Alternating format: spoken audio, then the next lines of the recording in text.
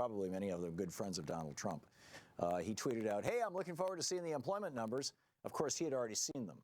So what he was saying was, good news is on its way, which means that, you bet the market's going to go up.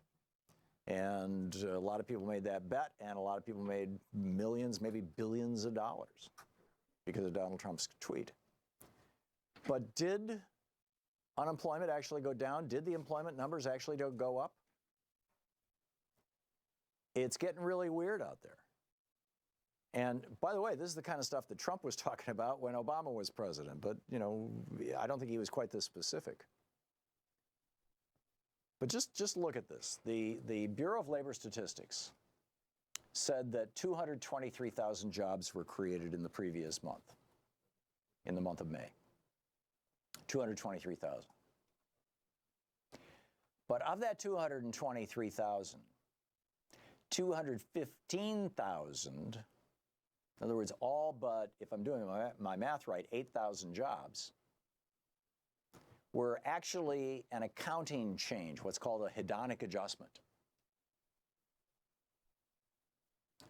They weren't actual numbers of people. And 95.9 million Americans are no longer in the labor force. This is the highest number that we've ever seen. So how is it possible that the unemployment rate is falling, yet the number of people participating in the labor force is also falling? Well, I think it makes perfect sense, actually. I think it's a combination of two things, neither of which are being captured by this economic data. And I'll just lay this out. This is from the Bureau of Labor Statistics, right, from the BLS. From September 2017 until today, or actually until the end of last month, 1.435 million people, 1.4 million people left the labor market. Now, some of them left the labor market because they just said, hey, there's no jobs here in this little town in West Virginia. I'm just, I'm going to stop looking. And they're no longer counted as unemployed. So they just gave up. They can't draw unemployment insurance. They've maxed that out. They're just plain old flat out of work. But they don't get counted. So that's some of them. And then there's also the baby boom generation is aging out. I have all kinds of friends, I'm in my mid-60s, and I have all kinds of friends who are also my age who are telling me, we just had a wonderful 2 weeks in Cabo San Luca or whatever it is. Now that we're retired, and a lot of these people, because we all had jobs back in the 60s and 70s before Reaganism, a lot of my friends have pensions and geez, they're having a great time, but they're no longer in the workforce. So again, back to that number. 1.4 million people left the workforce. You know the number of new jobs that were added since September? The number of new jobs is 1.15 million. 1.4 million left the workforce. So most of what is driving the unemployment numbers, what look like great unemployment numbers, is not that more people have jobs. In fact, if you take out the hedonic adjustment from last month's numbers, you only have 8,000 new jobs created last month. It's not that there's new jobs coming along. It's that people are giving up or retiring. So number one, that, everybody's on TV, scratching their heads and wringing their hands and saying, why is it that unemployment's so low and yet the economy doesn't seem wonderful? Well, unemployment's not really that low. That's why wages are not going up, except for billionaires. The labor participation rate right now is 62.7%. It has not been that low, I don't think, in my lifetime. So that means that, the labor participation rate would be, what, around 37.3%. So number one. Number two, and this I got this morning, and your thoughts on the economy too. Feel free to give us a shout. But I've told you, Aiden Forecast, the Aiden sisters, Pamela and Marianne, write this weekly newsletter and a monthly long read. It's called the Aiden Forecast, and they support our show, just to be right up front about it. They are an underwriter of our program. Although I've been subscribing to their newsletter for probably close to 20 years, which is why I'm real happy that they're supporting our program and not at all afraid to mention them. And what I get with my subscription is a daily newsletter from this guy, Chuck, I think his last name is Miller. And Chuck, his newsletter today is pointing out the Fed fund rate. What do we do if we go into a recession? And historically, the way that the Fed helps get us out of recessions, and by the way, this is the great lesson that we learned from the Great Depression, because the Fed did the exact opposite during the Great Depression, which made things worse. But what the Fed does is it lowers interest rates when you go into a recession to stimulate economic activity, to soften the blow and bring us back out of the recession. And Chuck points out in today's newsletter, in his Pfennig for Your Thoughts newsletter, I'll just read it. He says, I was just sitting here thinking about stuff last night when I thought to myself, what is the Fed going to do when the recession starts? Keep in mind, we're 8 years into a recovery. We've never, in the history of the United States, gone longer than 9 years with a recovery. He says, what's the Fed going to do? Did you know that during the last 10 recessions, the average Fed fund rate was over 9%? And right now, our Fed fund rate is at 1.75%. Now, if you got an interest rate of 9% and you go into a recession, you can drop that down to 5%, 6%, 4%, whatever you want. You can drop it as low as you want, and you will jack the economy. And this is exactly what they did in 2008. They took it down to 0 for like 4 years. And it's now slowly crept up to 1.75%. But the Fed no longer has that tool because the interest rates are so low. Which takes me to my larger point, which is that this economy is entirely, and I've been saying this for several years now, in fact, I wrote a book about this called The Crash of 2016, this economy is being held together with bubble gum and baling wire. And we're being fed smoke and mirrors. I mean, we don't know what the hell is going on with this, but I'm going to tell you what's going on. Number one, we should have been in a recession by now, except for the fact that, A, the Fed is keeping the interest rates low, which is absurd, and B, and perhaps more importantly, the Republicans just borrowed $1.5 trillion from you and me in our names and gave it to the billionaires and the big corporations as a gift. Now, the billionaires and the big corporations are now spending that money. An awful lot of it is going into the stock market. They're buying back their stock and they're making investments. That has been driving up the market, which makes it look like the economy is just great. And it is if you're a billionaire. It's also been keeping things afloat. But it is a temporary stimulus. This is like a shot of cocaine. It's going to wear off. When all that money just works its way back out of the system, $1.5 trillion, that's a major impact. Barack Obama got us out of the Bush crash with $700 billion, 0.7 of a trillion. And $300 billion of that was tax cuts, which were ineffective. So he got us out with a $500 billion stimulus, a $500 billion stimulus. And that lasted 8 years. Trump gives us now a $1.5 trillion stimulus. But how long can it last? Since most of it went to billionaires and big corporations, I don't think it's going to last more than a year. But, if you're informed on these topics and you have an opinion, I'd love to hear it. But if you combine these two things, the fact that the Fed is keeping interest rates low, which is extremely dangerous when we go into the next recession because they will not be able to soften the recession, number one. And number two, that Trump juiced the economy to help him in the midterm elections. Because typically when the economy is good, whoever's in office, whoever's in power wins the election. This is purely a partisan move to try to rig the elections, essentially, by rigging the economy. Give $1.5 trillion, take it away from the middle class, give it to the billionaire class and the corporate class, and they will spend that money in the stock market, and they'll spend that money with their buddies, and here we are. We've got this hyper-juiced economy. Well, that's going to run out of steam. And when that runs out of steam, when you combine that with the now, arguably $22, $23, $24 trillion debt, and then you combine that with the fact that the Fed cannot lower interest rates again, at least as far, they can lower them by 1.75 points, but that's nothing. If we go into a serious recession, then I think we're headed for a real disaster. This is the Thom Hartmann Program. Which raises an interesting secondary question, which is, would that disaster be enough to cause people to say, Trump's an illegitimate president and he brought all this on us, let's change him?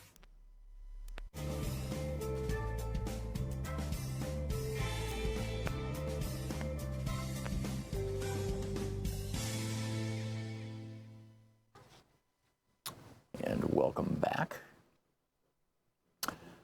Oh my, let's see here. Nicholas in San Cristobal, Mexico. Hey, Nicholas, thanks for watching us on YouTube and for moderating our chat there. How you doing? That's all I get. Thank you. Sometimes I wonder, oh my Lord, how are you doing today? I'm well. What's on your mind? You are patient as always. It's wonderful. Two things. You were asking earlier, how do we get rid of Trump? And unfortunately, not to be too much of a Debbie Downer, I don't think we're going to be able to before the 2020 election. I think he and his team of, despicables or whatever one wants to call them, will keep us tied up in court until that time. Yeah, they've gone from being deplorables to being despicables. It's a good transition. Yes. How horrible of me. I've gone a little further off the ledge here, I guess. I'm with you.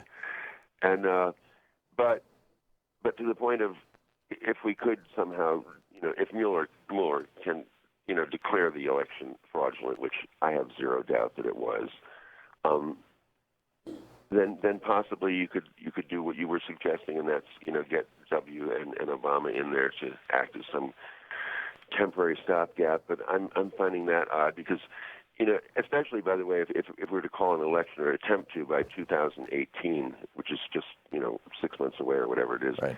What would happen about primaries and depending, deciding who the candidates would be for an upcoming election?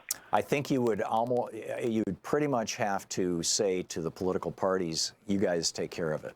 And it would be, the whole primary process is a relatively recent invention in American politics. The parties used to just get together, sit around in smoke-filled rooms and say, yeah, it's going to be Hubert Humphrey. Right. That's an interesting thought. I haven't gotten there yet. Yeah. It's really in my lifetime, in your lifetime, I think, Nicholas, that it is during our lifetime. Yeah, that we've gone to elected primaries. It used to simply be, the party chose the candidates. That's right. So there's there's nothing unconstitutional about that. There's nothing illegal about that. The parties went to voter-driven primaries, not because of a change in law or policy or anything. They did it because, they were, succumbing to the popular will or, whatever the appropriate phrase is. But speaking of the popular will, do you think the voting populace would accept that? I don't know. I don't either. I think a lot is going to depend, an awful lot is going to depend on how compelling the evidence is that Mueller presents about Trump and his cronies. If he can prove that Trump was involved, or that Trump, after the fact, tried to conceal it, then Trump is toast, I think, as president. I think there's a very good chance that either impeachment's going to happen even the Republican or something. Support base in the Senate can deny information that... Depending on how damning it is and depending on its veracity. Yeah. On the other hand, if all he can prove is that Manafort and Flynn and maybe even Don Jr., but Trump himself didn't have anything to do with it, but that the people around him conspired to make him president. Well, then I think he's still president. I don't think that's going to provoke an impeachment. We're toast. And a quick AMLO, Andres Manuel Lopez Obrador. You asked me to keep you updated once in a while. Yeah. He's the liberal running here in Mexico, for your listeners who don't know. Far left liberal. The last poll taken, I think it was 6 days ago, shows him now up 22 points. He's going up. Wow. That's amazing. Nicholas, thanks for the update. And great talking with you. Thanks so much for the call. We'll be right back.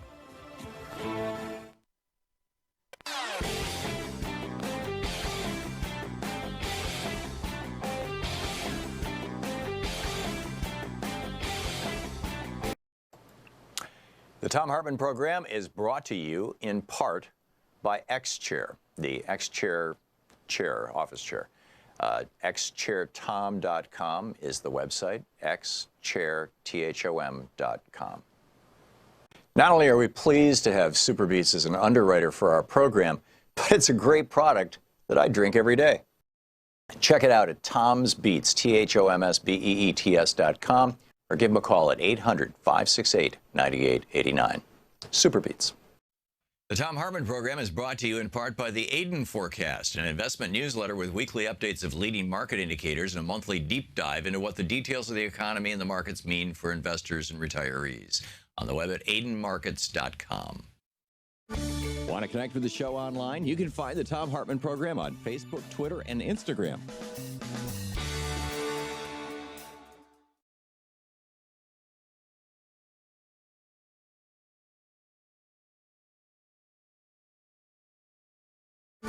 Want to connect with the show online? You can find the Thom Hartmann Program on Facebook, Twitter, and Instagram. By Harry.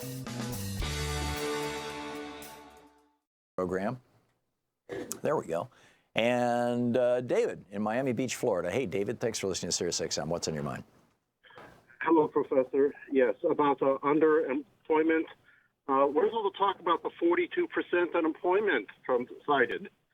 And what I miss about McLaughlin Group, they used to talk about the U6, the underemployment. Right. Yeah, Bernie talked about this a lot, too, also during the election, still talks about it, that, there's these different measures of unemployment. And the one that says that if somebody hasn't looked for a job in the last 6 months, they no longer are considered unemployed is crazy, in my opinion. Right. I'm not sure when this change was made. It was probably at least a decade ago, and probably for political purposes. But, to say that somebody is not unemployed just because there are no jobs in their area, because all the factories have closed, you've eliminated the measurement of unemployment in a lot of big inner cities where factories have closed, a lot of rural areas, large chunks of Appalachia, large chunks of the rural West and Midwest. I mean, it's the As a college graduate struggling to make $8 an hour minimum wage, I think there needs to be a U7 and a U8 of people making, $10 an hour or 15 or 20, because that's what it really takes to live, especially in Florida. Thank you. Yeah, let's just raise the minimum wage to $15. That's a good starting point, which is, by the way, and maybe a basic income to match. Yeah, which is, by the way, $6 an hour less than it would be if you simply took the 1968 minimum wage and inflation adjusted it to today. It would be over $20. So then add productivity and profit sharing, like we used to have before 1980, and get closer to the 22. And free college. Warren, yes.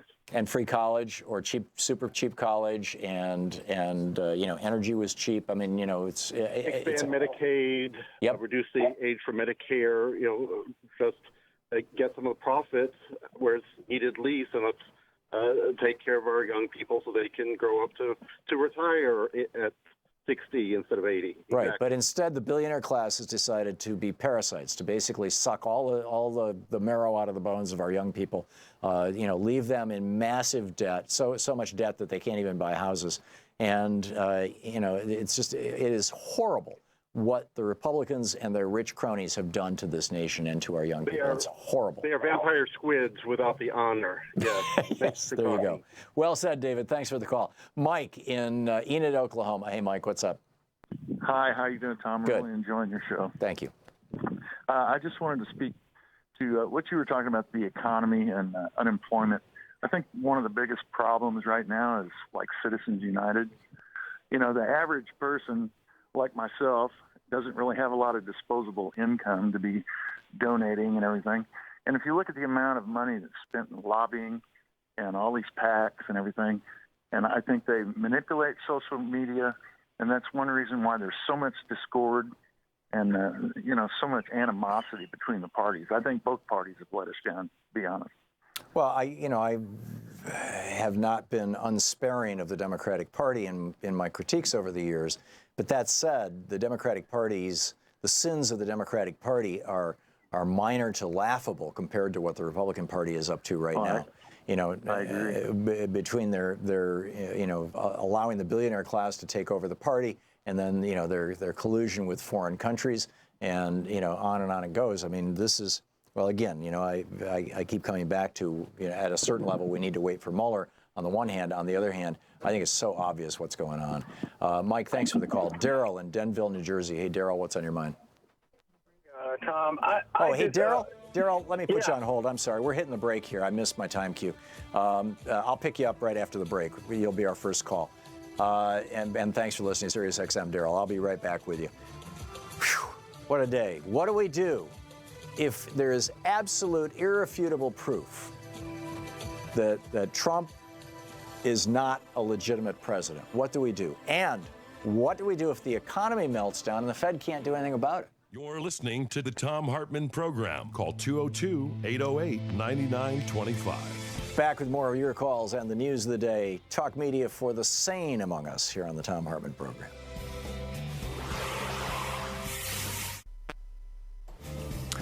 The Thom Hartmann Program is brought to you in part by X-Chair, the X-Chair chair, office chair. X-Chair.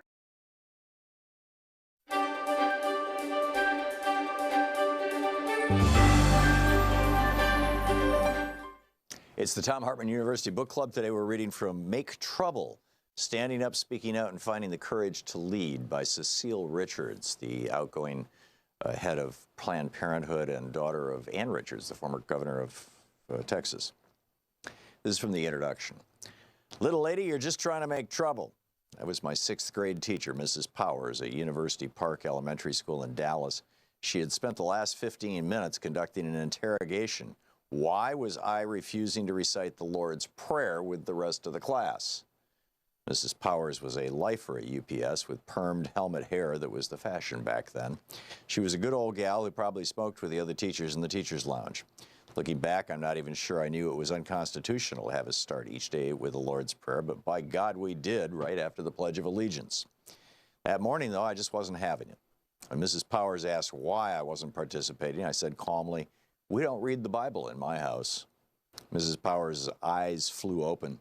I could see from her stricken look that she had taken my candor for cheekiness. I suppose in a way it was. We weren't a religious family, not in a traditional sense, but we did go to the Unitarian Church, which was sort of a home away from home for progressive families like ours in Dallas, our own little bunker in the middle of the crazy culture war of the 60s and the heart of the local anti-Vietnam War movement. Folks in our congregation were involved in everything from United Farm Workers Organizing to Notes from the Underground, Dallas's radical newspaper, which my dad happened to be defending in court. Religion was cool with me, it just didn't include the Lord's Prayer.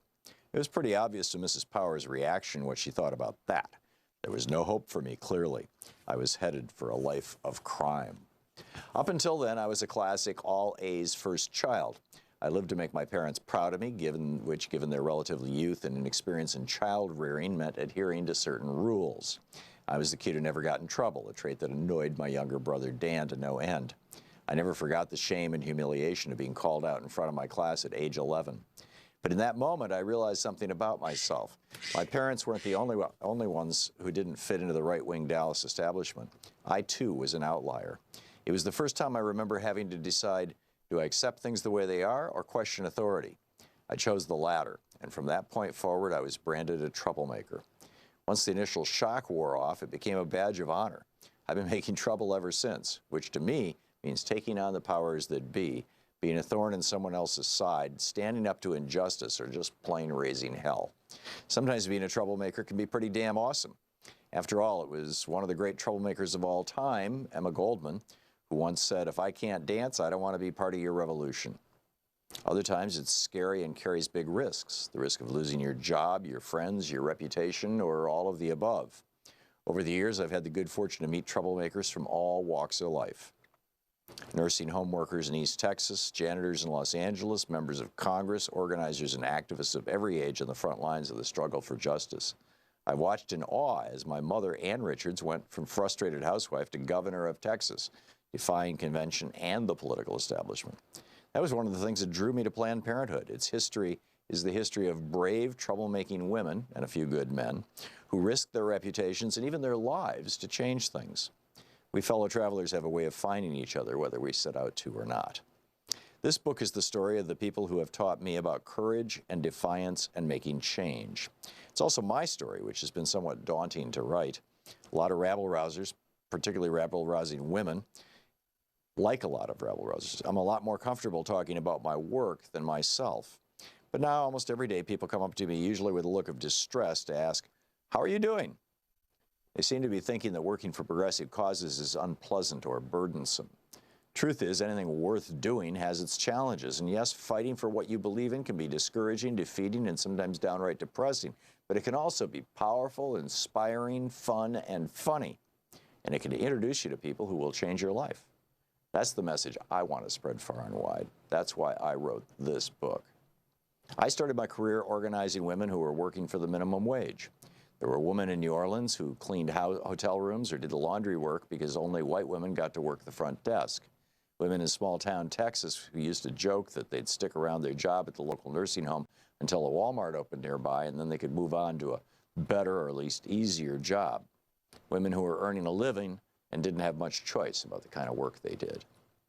As for me, I know full well what a privilege it is to work for social justice. I've had the chance to work on historic political campaigns, go toe-to-toe with the far right in Texas, and come back years later to occupy the Capitol in Austin as part of the fight for abortion rights. I've served the first woman to lead her party in the U.S. House of Representatives and the 2.4 million people who count on Planned Parenthood for health care every year. I've seen generational progress through the eyes of my 3 incredible kids. Sure, there have been some brutal moments along the way. Appearing before a certain belligerent congressional committee comes to mind, not to mention a couple of awful election nights. But I wouldn't trade it for anything. Maybe activism is your avocation, not your vocation. You might be even wondering if it's worth it, especially now when nothing seems certain. For the first time in my life, I'm wondering whether my own daughters will have fewer rights than I had. That alone is enough motivation for me to keep making trouble.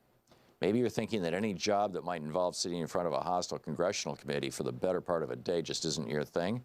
Well, this book is for you too. You don't have to be a professional troublemaker to take a stand. To Make Trouble by Cecile Richards. Want to connect with the show online? You can find the Thom Hartmann Program on Facebook, Twitter, and Instagram. Speaking the truth to multinational corporations, would really rather you didn't know anything about. Thom Hartmann here with you. Maria in Evanston, Illinois. Hey, Maria, what's on your mind today? Hey, Tom. I just wanted to inform you that my ex and I had a restaurant, a small restaurant in San Francisco in the late 70s, early 80s. And when we had to close because of landlord problems, we lost a case with him in arbitration. And so my ex and I went on unemployment. And at that time, so this was 83, the beginning of 83, we could only go on for 6 months. And this was during the Reagan years. All right. And then we could do an additional by requesting, and I think it was an extension of like 3 months. But then that was it. And then we were off the unemployment rolls.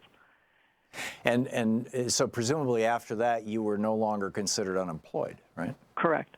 Yeah. See, this is how screwy our numbers are, and you know, people who aren't working, you know, whether they qualify for unemployment any longer or not, which by the way is a whole nother topic. I mean, you keep in mind, you know, in the second year of the Great Recession, the Democrats wanted to extend that 1 year of federal backstopping of the states so that people could go on unemployment for the 6 months of the state plus a full year after. And the Republicans stopped them. I mean, this was right after the 2010 election, as I recall, when the Republicans took control of the Congress and of the House. They took the Senate in 2014. And they blocked Obama from doing that. You know, no, you may not give unemployment, extended, you know, long-term unemployment to unemployed people. Screw them. You know, we're just here for the billionaires.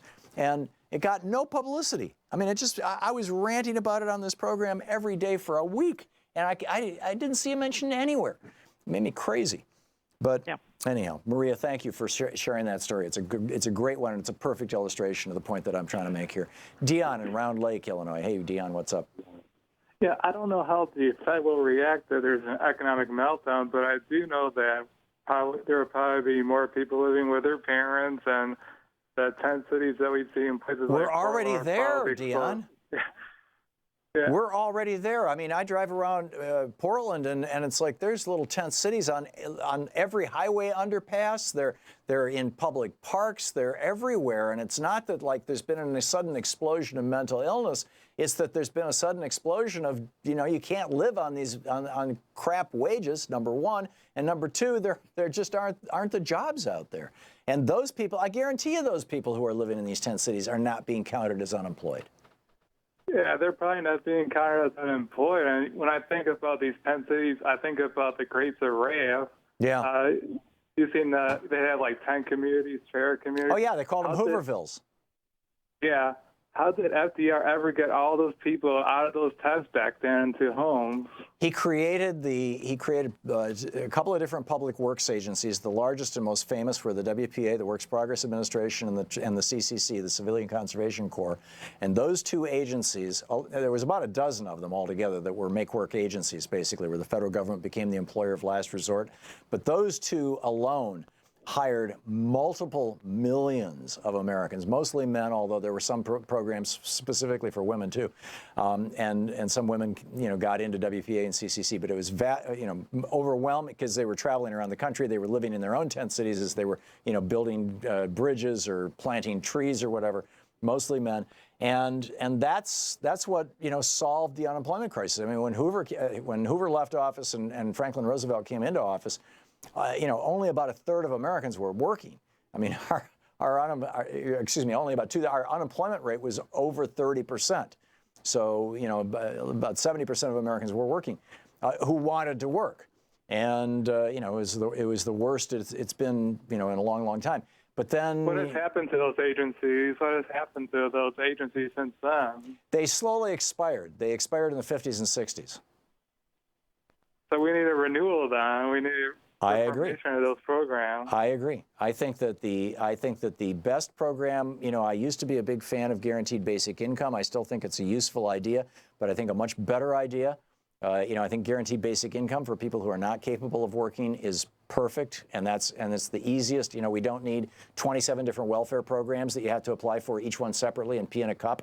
And just say, hey, if you can't work, if you're disabled, if you're, a mother with a 6-month-old infant, whatever. If you're not a person who appropriately should be in the labor force, then a single mother, then here's some cash, right? But for the vast majority of people who are actually capable of working and want to work, because people find meaning from work. They find, work is where they have much of their social activity. They get to know other people. They get out of the house. I mean, there's all kinds of cool things about having a good job and working with nice people and whatnot.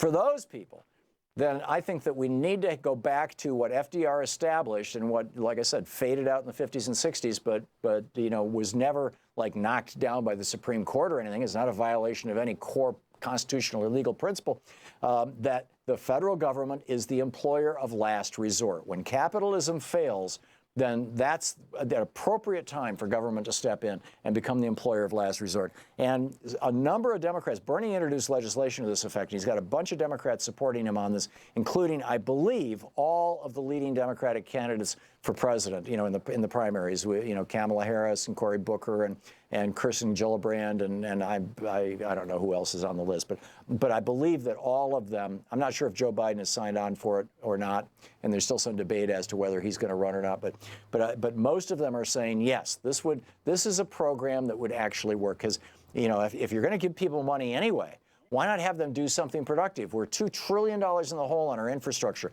We could have people out there rebuilding our roads and bridges and paying them a decent wage.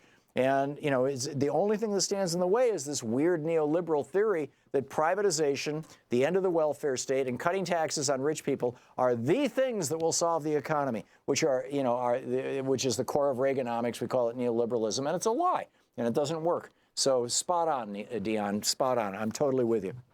Norma in Montgomery, Alabama. Hey, Norma, what's on your mind today? Hi, Dr. Tom. You were talking about a babysitter president if we were to get rid of Trump. And I think this problem goes back through the years to gerrymandering, to kicking people off the rolls. Going to vote and your polling place has been moved. You find it. There are not enough machines. There are not enough ballots. Here in Alabama, we had a problem making them open the boxes of Democratic ballots for the primary. And they kept telling us they didn't have any. And wait a minute. You mean they told you they didn't have any ballots for you to fill out? Yeah, that was in the primary for when we were trying to vote for Bernie. So you couldn't vote? Amazing. All they had was boxes of Republican ballots, and we had to force them to open the boxes of Democratic ballots. Wow. Yes, but when it comes to your idea of putting in Bush and Obama, every Trump person in the country hates Obama, and it would cause civil unrest. And then you have the people who hate Bush because of 9/11. And so I think if we have what I call a babysitter president, my idea, which I think a lot of people find strange, is to go back and see if we could get a former Secretary of the Navy, James Webb, to step up and do this job, and finding somebody who would actually do it until we have an election. Problem with Jim Webb is, though, wasn't he a Democratic senator for a while? I don't remember if he was a senator or not, but the reason I'm familiar with him is his books on Vietnam. My son's father was a Marine Vietnam vet, and he eventually died from all of the stuff that went on in Vietnam. He was buried with a shrapnel, still in his body. Oh, my. But when you think about bringing in someone from one of these previous dynasties, is what I call them, I don't think that's going to work. There's too much baggage with anybody who's ever been president before. And so I think we need to step out of this box. Webb and Bush did not really get along. Yeah, well, I just looked up Jim Webb. Jim Webb was the U.S. Senator from Virginia, as well as the Secretary of Navy and the Assistant Secretary of Defense for Reserve Affairs, and worked on the Veterans Administration. But he was a Democratic senator, so that would blow up any ability to say that this was not a purely partisan move. Well, I think, though, that he is actually more of an independent, that his anger with the Republican Party kind of pushed him into the Democratic Party. No. I get it. And Norma, we probably shouldn't debate Jim Webb because A, it's not going to happen, and B, but rather the concept, of a babysitter president. Would you agree that if we're going to pick somebody, it should be somebody that both sides would identify as essentially a nonpartisan or a transpartisan? I think so, but I can't think of anybody else. Yeah, well, that's the challenge. So, we all need to put our thinking hats on. Norma, I need to move along, but thank you for the call. Great to hear from you. Rick in Brighton, Michigan. Hey, Rick, you wanted to talk about the economy? Yeah, hey, Tom. I'm a fan. I listen every day. The only thing I kind of disagree with you on is you're always crying wolf about the economy. They've been raising the federal funds rates, slowly, but it's been like a quarter point, a couple times last year. They want to raise it 3 or 4 times this year. They're not going to raise it up to 5 or 6% all in one year. That would crash the economy too. You're right. And they got a little less wiggle room, right, if there's a recession, but they can still bring it down a quarter point. The last 10, just consider this number, Rick. The last 10 recessions, okay, we're talking going all the way back to World War II. The last 10 recessions, every single one of them happened when the federal funds rate was at 9% or above. The federal funds rate right now is 1.75%. That is the elbow room that the Fed needs to soften a recession. How can they possibly do that at 1.75%? Oh, well, they just have to lower it like half a point, one point at the most is what they can do. But the stock market going up, I mean, that is a self-fulfilling prophecy for helping the economy too. Like if people have money invested in stocks, then they can go out and buy goods. And, but they don't. That'll first of all, about 80% of the stock market is owned by institutions or very, very wealthy people, and the average working people who have money in the stock market have it in 401ks. So they're not spending it, so it's not helping the economy. Rick, thanks for the call. You're listening to Thom Hartmann. Visit ThomHartmann.com for audio and video archives. We're going to check in with Talk Media News in just a few minutes. I believe Luke Vargas will be with us. And we'll be back with more of your calls and thoughts. And we're going to check in with Greg Palast and Jeff Merkley.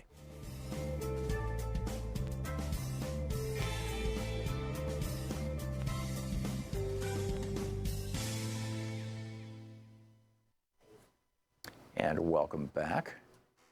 Kirsten in Gloucester, Mass. Hey, Kirsten, what's on your mind today? Hi, Tom. Listen, I just want to dispute everything that everyone's saying about non-democratic alternatives to standing up and facing the fact that it was, in fact, a stolen election. And I represent a group of citizens, Tom, that immediately after the election took place, we realized that it was not an election. Paul Manafort did the same thing in Ukraine in 2004, and people got out hang on on the just a streets second. and protested. What did he do that's the same thing? He fixed the election. It's in the press. Paul Manafort himself fixed the election in Ukraine for Vladimir Putin. And I believe very strongly that Mueller's investigation, and I have information if people want to check it out, Paul Manafort actually did swing the election in the swing states. 1 hour before the polls closed, Paul Ryan was about to call the Republican National Committee. This is all documented in Politico magazine. He was about to call the Republican National Committee to announce that the White House and the Congress had gone down in defeat. The election in the last hour switched, and that is why all the exit polls, every one of them, had the opposite to what happened. And so we've been at the Supreme Court 4 times with a very solid legal case based on the Constitution, based on the guarantee clause, which guarantees us freedom of foreign invasion in an election.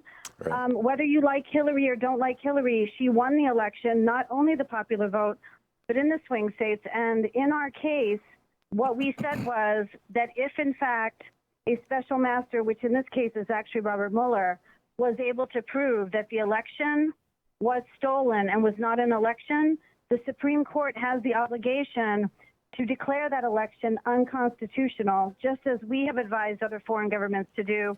And I would encourage people, we have a brilliant attorney. We have a number of attorneys who put this case together. We have not been able to be heard yet. The court has not taken the case, but they have not argued against it.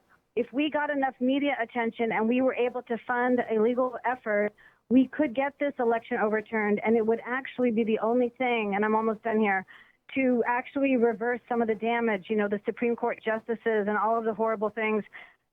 Just impeaching Trump or just getting a new Congress is not going to solve that. We really need to stand up and tell the truth that this was not an election. I love it.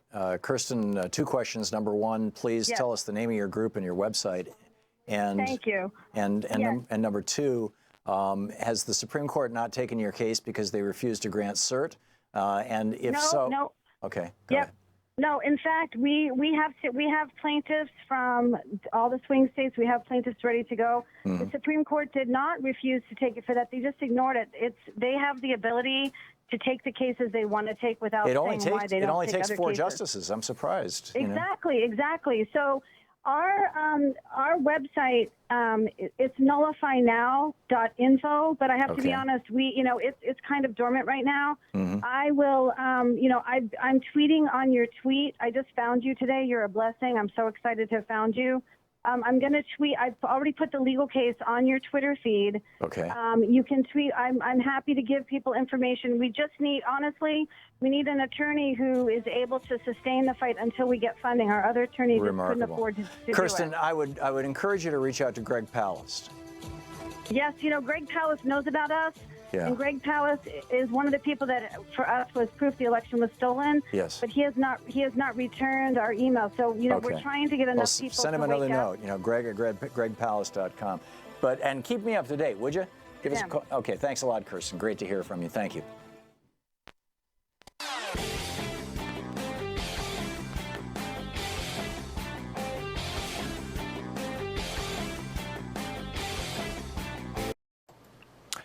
The Thom Hartmann Program is brought to you in part by X-Chair, the X-Chair office chair.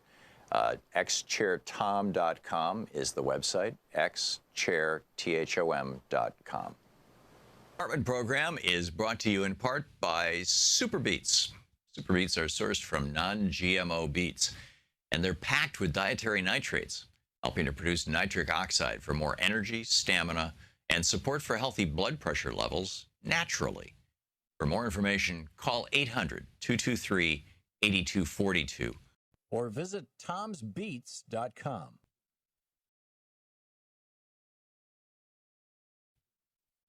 The Thom Hartmann Program is brought to you in part by the Aiden Forecast, an investment newsletter with weekly updates of leading market indicators and a monthly deep dive into what the details of the economy and the markets mean for investors and retirees.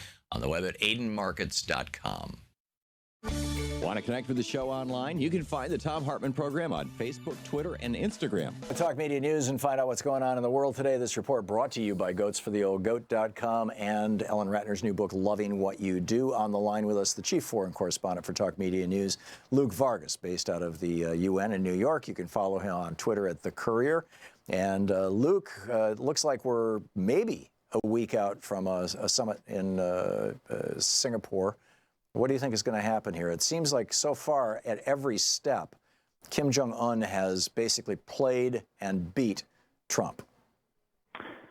Yeah, we are less than a week out. We learned yesterday the summit is going to be kind of a prime time affair, that it will be next Monday at 9 p.m., which will be 9 a.m. for myself and apparently 3,000 other journalists from around the world who have registered to, cover this event. So obviously the media going to Singapore? Is going to be. I am going to Singapore, so you'll get reports from me. Yeah. Though, again, not really clear exactly what we will be covering. If there really are 3,000 reporters there, they're obviously not all going to be in a press conference room at the same time. So a lot of probably tripping over each other, trying to get interviews and things like that. But, we are getting some suggestions over the last day or so that President Trump is shifting the goalposts for what the U.S. wants here, that we're sort of seeing suggestions last week that he was coming around to this notion that one meeting wasn't going to be able to solve everything. And now we're learning a little bit about what he would hope to achieve in a first meeting. And that is that instead of aiming for denuclearization in the first deal, it might be the U.S. that sort of gives a concession in the first agreement by signing some sort of document setting out the way in which the Korean War could officially be brought to a close. This is a big reversal. American policymakers have long viewed an agreement to end the 65-year Korean War as something that we would wait to do until the end. It has been something North Korea has wanted for a long time, but American policymakers have largely thought that, by doing so, by sort of moving to end the war, it would actually put more pressure on the U.S. to stop our military drills with South Korea and to maybe pull out of the Korean Peninsula and sort of bolster the argument that Kim Jong-un makes and that his father used to make, that the United States is actually a threat to North Korea's security. Isn't the flip side of that World War II is over, and yet we still have troops in Germany, and NATO is no longer positioned to take down the Soviet Union, and yet we still do NATO exercises in the North Atlantic? I think you raise a good point. The White House is making a counter argument here, which I think will appeal to some as well, which is that by bringing an official end to this war, it lowers tensions on both sides. It actually puts a whole lot of other things into play that might be inaccessible in diplomatic engagements if the war is still ongoing. That it also sort of helps bolster this notion that the U.S. is trying to prove to the North Koreans that we aren't a threat, that our military is just there from a defensive posture, and we're not still looking to, get into a fight. I think there are also those who would say, really what Trump wants to do here is just sort of get an early, quote unquote, win, right. Say, hey, nobody else was able to do this, and hey, I want my Nobel Peace Prize. And right. He isn't actually thinking about how this concession might fit into a broader negotiation. No, it's possible. That's what we'll see. What Trump thinks about is public opinion polls and headlines, and how he can spin things. And ending the Korean War is a BFD. I mean, that's huge. Harry Truman couldn't do it. Eisenhower couldn't do it. No president could do it. But as you point out, since basically the 50s, the mid-50s, or the late 50s, no president has actually wanted to do that because that would be a giant concession to North Korea. I think most Americans have so little knowledge of the Korean War and of the armistice that came after it, or the truce, or whatever it's correctly called, that, quote, ending the Korean War will be celebrated by most Americans. I think you're probably right about that. I'm sure the president sees a real benefit there too. It's a sort of it's a victory within reach. Whereas right. I continue to think that this notion of complete, sort of almost permanent denuclearization as being the sole U.S. demand is outside of reach, at least in the short term. He's just following, David Ogilvy's old, pitch, sell the sizzle, not the steak. I mean, this is. From Ogilvy and Mather, it's just that, sure. and he knows that the sizzle, hey, ending a war, that's a big deal, right?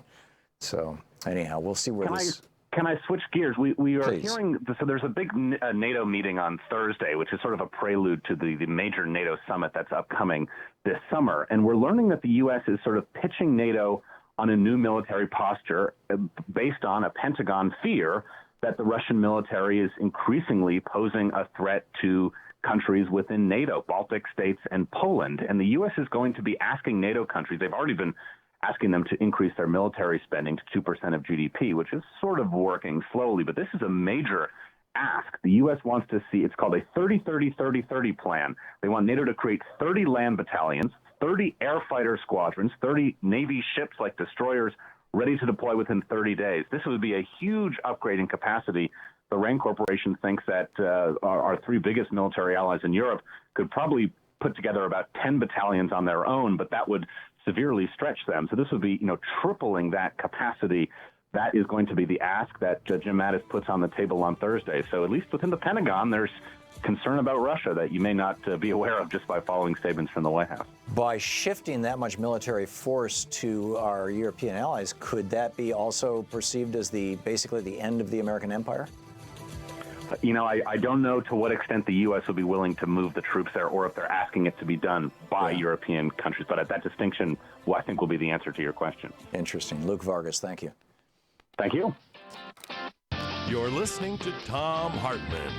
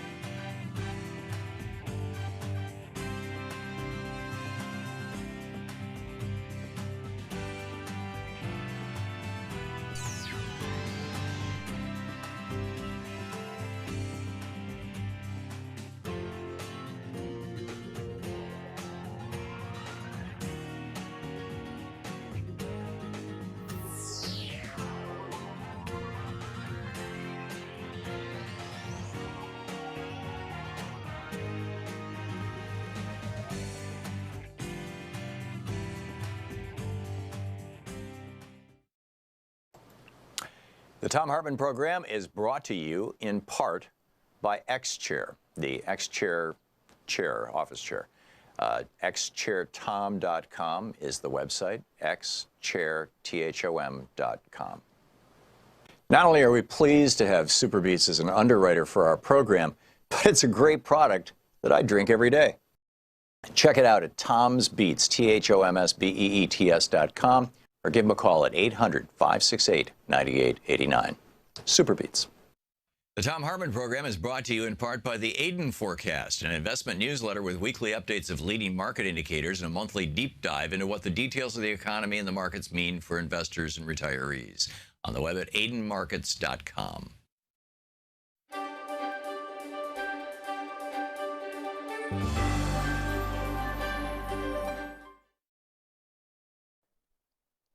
In the Thom Hartmann University Book Club today, we're reading from American Holocaust by David Stannard, The Conquest of the New World. This is from the prologue. Just 21 years after Columbus's first landing in the Caribbean, the vastly populous island that the explorer had renamed Hispaniola was effectively desolate. Nearly 8 million people, those Columbus chose to call Indians, had been killed by violence, disease, and despair. It took a little longer, about the span of a single human generation, but what happened on Hispaniola was the equivalent of more than 50 Hiroshimas, and Hispaniola was only the beginning. Within no more than a handful of generations following their first encounters with the Europeans, the vast majority of the Western Hemisphere's native peoples had been exterminated. The pace and magnitude of their obliteration varied from place to place and from time to time, but for years, now historical demographers have been uncovering in region upon region post-Columbia depopulation rates of between 90 and 98%, with such regularity that an overall decline of 95% in Native American population has become a working rule of thumb.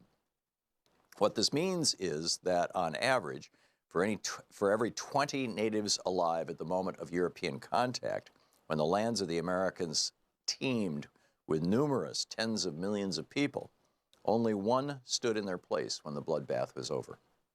To put this in a contemporary context, the ratio of native survivorship in the Americas following European contact was less than half of what the human survivorship ratio would be in the United States today if every single white person and every single black person died.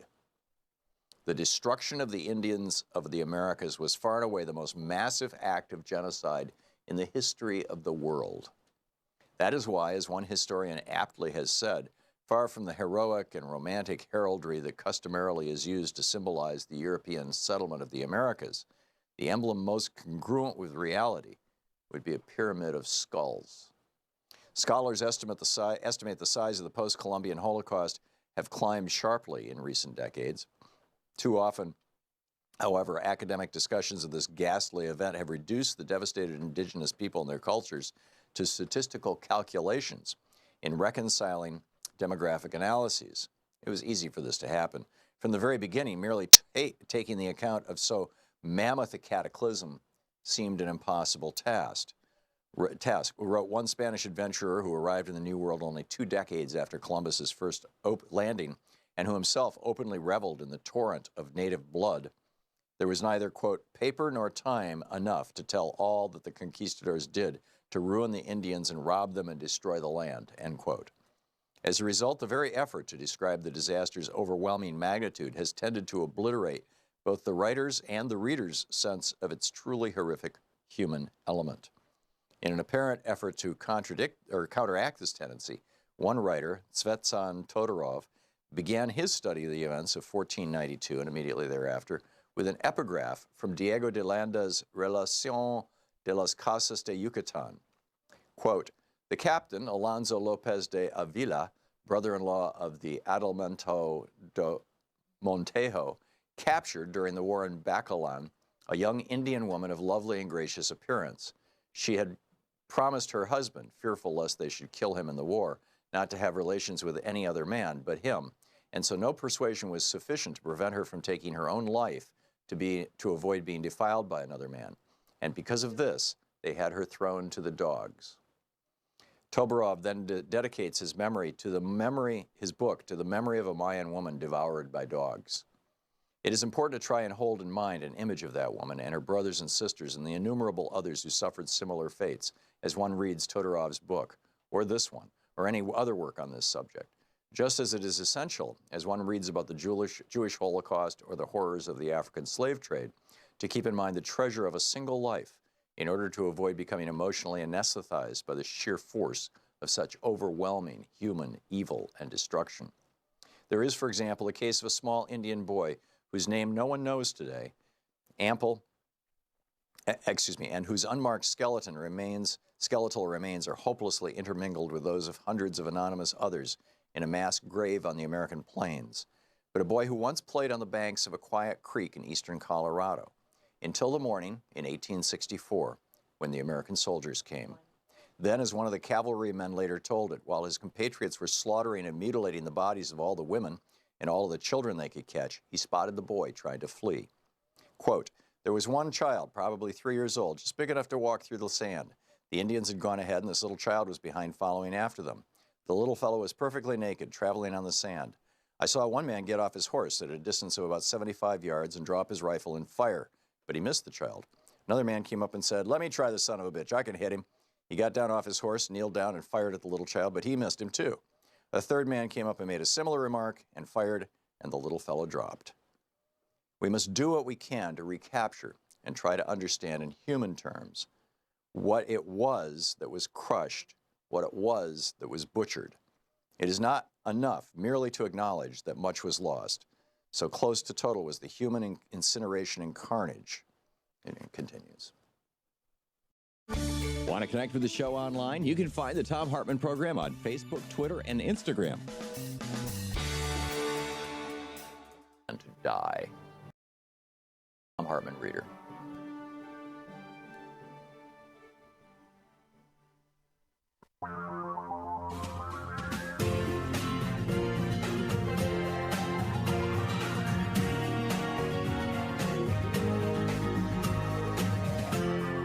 This is the Thom Hartmann Program.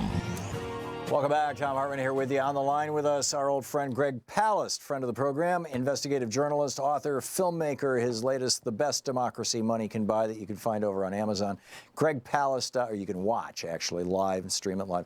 GregPalast.com is the website. You can tweet him at Greg Palast, P-A-L-A-S-T. Excuse me, Greg_Palast.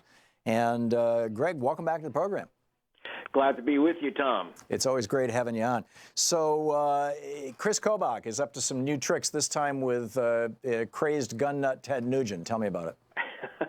Well, you don't often have a lot of humor these days about assault rifles, except that Chris Kobach, who is running for governor of Kansas and was considered a lock, but now he's in a race for his life with the temporary governor he was appointed, just recently appointed to fill the ex-governor's spot, Brownback. He's in a neck-and-neck race with a guy named Jeff Collier, who is not as well known. And so now Kobach decided to weaponize the election. He showed up at a parade in Shawnee, Kansas over the weekend in a military Jeep with American flag designs and a .50 caliber machine gun on top. And he said, "Look at my gun." And as so many things with Chris Kobach, it was a fake. The gun was a toy. It was a fake .50 caliber weapon, but still caused the mayor of the town to apologize to the children of the town for someone bringing an automatic weapon into the parade. And so Kobach is now in a desperate move, is bringing in the real heavy guns. He's bringing in Ted Nugent for a rally to save his campaign. Remember, Chris Kobach, we know him as the Wizard of Crosscheck, Trump's vote thief in chief, looking for the fraudulent voters, which are, of course, that's a story as fake as his gun. And so he's in trouble, despite being Trump's man in a state that where Trump blew out the doors in 16. Mm. And so that's one of the latest from Kobach. And the interesting thing, by the way, about Kobach, Trump likes to stop and have pictures taken in front of his Trump hotel and Trump casino signs and his Trump golf course. Kobach, you should understand, actually has an assault weapons company called the Minuteman Defense. So is this an advertisement for either what may be his next job if he doesn't, now he's Secretary of State, but if he doesn't win the governorship? Wait a minute. He owns a company that manufactures guns or sells guns? Dig this. Yes, dig this. Okay, and I spoke to Kobach about this, by the way. Kobach has taken the position, he's attorney and he's Secretary of State, that in his state, if someone has an assault rifle weapons company and makes the weapon in Kansas and sells it to Kansans, sells it in the state, you don't have to register your gun under federal law. You don't have to follow the federal automatic gun rules. You can't have a fully automatic because you're weapon not subject to interstate commerce and therefore not to federal control. He can't put one past you, can you? And indeed, that's his claim. But that means that he's the only gun manufacturer, assault weapons maker, or planned weapons maker in Kansas. If he does make those guns and sells them in Kansas, any fruitcake, any nutcase can now go to Kansas, buy an assault weapon from Chris Kobach. Well, he'd also have to make his steel in Kansas. He'd have to make the screws and bolts in Kansas. I mean, he'd have to literally make everything. I mean, Bobby Kennedy shut down the lunch counters in Birmingham, Alabama, because they were serving Heinz ketchup manufactured in Pennsylvania. It's any little. Yeah, but excuse me, that was Robert F. Kennedy, who was Attorney General at the time. Jeff Sessions, I hate to tell you, is the current Attorney General. Oh, yeah, has to I enforce forgot. that law. And by the way, just my condolences again to the Kennedy family. This is the 50th anniversary of the assassination. It's tomorrow. We're gonna do a big special on that.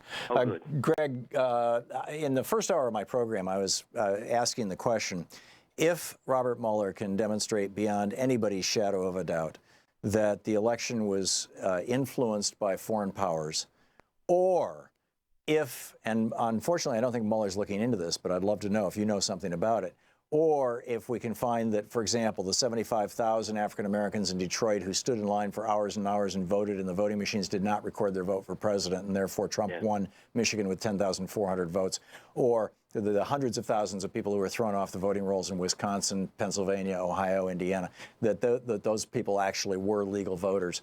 If it can be demonstrated that he is a genuinely illegitimate president, is there any possibility that we could say bring back Obama and Bush and let the two of them be co-presidents for 5 months until November, have the two political parties do what they did in the early years of your lifetime and mine, sit in the smoke-filled rooms and come up with their best candidates for president and vice president from the two parties and throw them on the ballot in July or August and have a new election for president in November? A, what are your thoughts on that? B, to what extent, how goes your research on proving that actually Kobach did rig the election?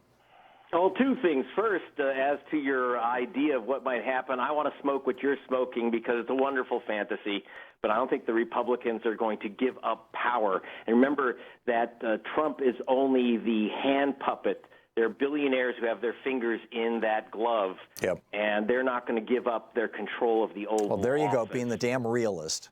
I'm sorry about that. And as to our investigations into whether the election was stolen, actually, zero question about that based on, the investigations you've seen in my film, run by Chris Kobach, not only the cross-check program, the so-called alien voter purges, the uncounted ballots, as you mentioned, in Michigan, 75,355 ballots. We have that, but we also need, a second party, the Democratic Party, which is in hiding at the moment, I think, in the Witness Protection Program to discuss make vote theft a major issue. I just came back from Mexico. That's where that's the number one issue is vote theft and keeping elections clean. Greg, we're going to have to get you back on next week to talk about what's going on in Mexico. I'm sorry we're out of time, but I really want to know about that too. Greg Palast, gregpalast.com. Thanks, Greg. You're the best. This is the Thom Hartmann Program. We'll be back. Senator Jeff Merkley is going to be with us in just a few minutes. Stick around.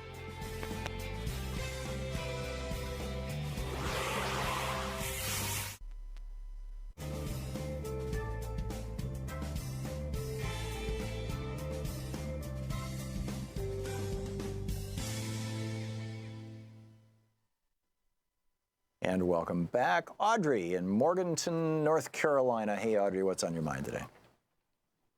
Well, I've been listening to your program, and I just think that the American public, they voted, and our president is Donald Trump. And I have never seen such person under siege you never seen that with Just Obama. For the simple crime of stealing an election? No, he didn't steal it. I mean, the American public voted, right? And I do not believe that the ballots, that they were unable to get their ballots. I mean, everything was legitimate in our state. In North Carolina. I don't know about other states, but our state was legitimate. Okay. And I just what's your point, Audrey? My point is, I hear so much negativity and so much backlash, about what he's been doing, and he has been doing everything he set out to do. He had an agenda, and he has. You're absolutely right. The very first piece of legislation he signed let coal companies dump coal waste back into rivers again. He's undoing environmental regulations that protect our children from getting cancer downriver from the arsenic and other compounds in that coal waste. He's undoing those protections. He's undoing protections out west. Ryan Zinke is selling off tens of millions of acres of our public parks to large Republican donors who want to drill and mine in those areas. He has deregulated the banksters. The Consumer Financial Protection Bureau has recovered over $13 billion just in the last 3 years that has been stolen from American consumers like you and me and returned it to the American consumers. It didn't go into government coffers. And he has put Mick Mulvaney in charge of that, and they have stopped doing that. They're no longer enforcing the laws that require, if you go to an investment advisor, that they tell you if they're going to rip you off or not. He's no longer enforcing the laws that require that lenders not illegally. Well, the word doesn't even have meaning now in the era of Trump. That lenders don't sell you exploding mortgages and things like that. He has cut the taxes on. He borrowed $1.5 trillion, Audrey, from you and me, from regular taxpayers, and gave that literally as a one-time gift this year. $1.5 trillion, $1,500 billion to the top 1% of Americans. He has. You're absolutely right. He has done the things he said he was going to do. He's made the rich richer. He has screwed working people. He has not created any jobs in coal country. In fact, we've lost thousands of jobs in coal country. He has stopped the forward movement of the fastest growing industry in the United States, which was putting solar panels on people's houses. It's now 3 times as many people are employed in the solar and wind industries as in the coal industry, and he has stopped that. You're absolutely right. He is doing exactly what the Koch brothers want. Wait just a minute. I think Obama, had publicity on all these solar panels companies that he was going to open, and then they closed. They went bankrupt. So, I mean, you can't hold him accountable for that, okay? Because a lot of solar companies did. Are you talking about Solyndra? You're talking about one company that had nothing to do with Barack Obama whatsoever. In the case of Trump, he's got his coal buddies in office with him. Obama didn't even know what Solyndra was. It was one of 600 companies. This is how Fox News lies to you, Audrey. This is how they create stories out of nothing. It was one of over 600 companies that got tax subsidies from the government, and it was the only one that went under.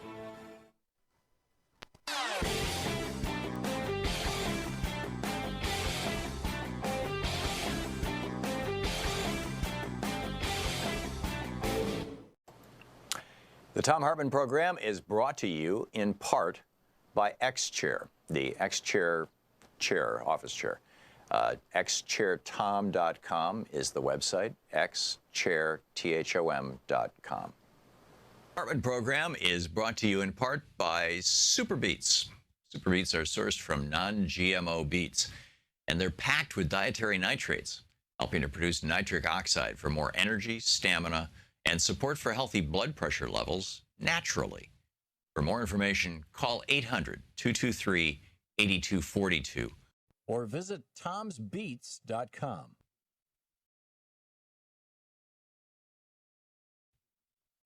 The Thom Hartmann Program is brought to you in part by the Aiden Forecast, an investment newsletter with weekly updates of leading market indicators and a monthly deep dive into what the details of the economy and the markets mean for investors and retirees. On the web at aidenmarkets.com.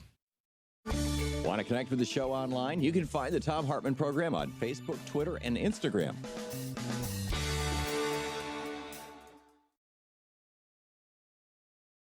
Or text the word.